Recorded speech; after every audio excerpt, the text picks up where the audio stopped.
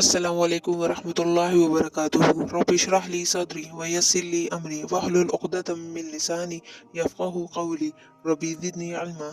کثرت گناہ سے دل کی کیفیت۔ آثار معاصی میں سے ایک یہ بھی ہے کہ جب گناہوں کی کثرت ہو جاتی ہے تو گناہگار کے قلب پر مہر لگ جاتی ہے اور وہ غافل اور بے خبر ہو کر رہ جاتا ہے، جیسا کہ بعض سلف صالحین نے آیت کلا بل ران علی قلوبہم ما کانوا یکسبون، یوں نہیں بلکہ ان کے دلوں پر ان کے اعمال کی وجہ سے زنگ چڑھ چکا ہے، کی تفسیر میں کہا گیا ہے کہ اس کے معنی پے در پے گناہ کرنے کے ہیں۔ حسن بصری رحمۃ اللہ علیہ فرماتے ہیں اس کا مطلب یہ ہے کہ وہ پے در پے گناہ کرتا رہا حتیٰ کہ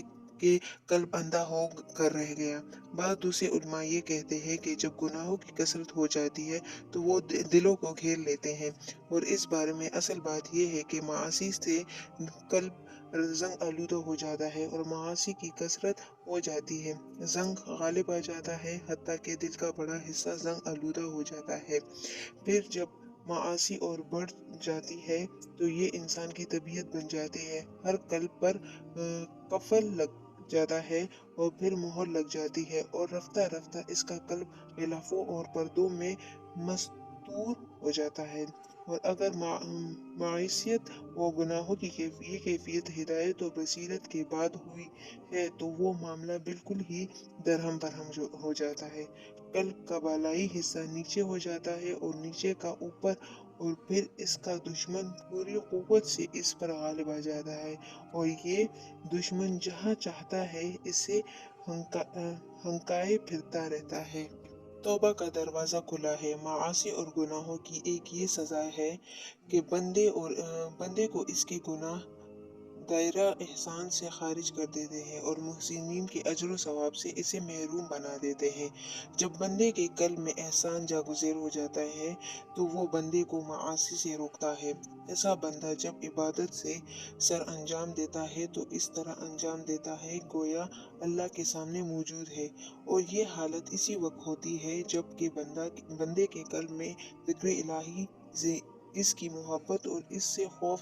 اور ڈر کا اس پر غلبہ ہوا، اور غلبہ ایسا ہو کہ گویا بندہ اللہ تعالیٰ کو اپنی آنکھوں سے دیکھ رہا ہے، اور یہی وہ کیفیت ہے جو بندے کو معاصی کے ارتکاب سے باز رکھتی ہے، اور باز کیا رکھتی ہے؟ ارتکاب معاصی کے ارادے تک سے اسے دور رکھتی ہے۔ یہی کیفیت و حالت معاصی اور بندے کے درمیان حائل ہو جاتی ہے، اور جب کوئی بندہ دائرہ احسان سے خارج ہو جاتا ہے تو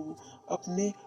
رفقا خصوصی اور خوشگوار حیات اور اللہ کے کامل ترین بندے کی رفاقت و تائید سے محروم ہو جاتا ہے، باوجود اس کے اگر اللہ تعالیٰ اس کی قسم کے کسی بندے کے لیے بھلائی چاہتا ہے تو اسے عام مومنین، عام اہل ایمان کے دائرے میں برقرار رکھتا ہے۔ پھر بھی اگر وہ معاصی اور گناہوں سے احتراز نہیں کرتا تو بالآخر اللہ تعالیٰ اسے عام اہل ایمان کے دائرے سے بھی خارج کر دیتا ہے، جیسے کہ حدیث نبوی میں آیا ہے زانی زنا کے وقت مومن نہیں رہتا، اور شراب خور شراب نوشی کے وقت مومن نہیں رہتا، اور چور چوری کے وقت مومن نہیں رہتا، اور ڈاکو ڈاکہ ڈالتے وقت اپنا ایمان کھو چکا ہوتا ہے، جس پر لوگوں کی نگاہیں اٹھتی ہے تو اس وقت وہ مومن نہیں رہتا۔ بس اے اللہ کے بندو، اپنے آپ کو معاصی و گناہوں سے بچاؤ اور اچھی طرح بچاؤ، توبہ کرو کہ توبہ کا دروازہ اب بھی کھلا ہوا ہے۔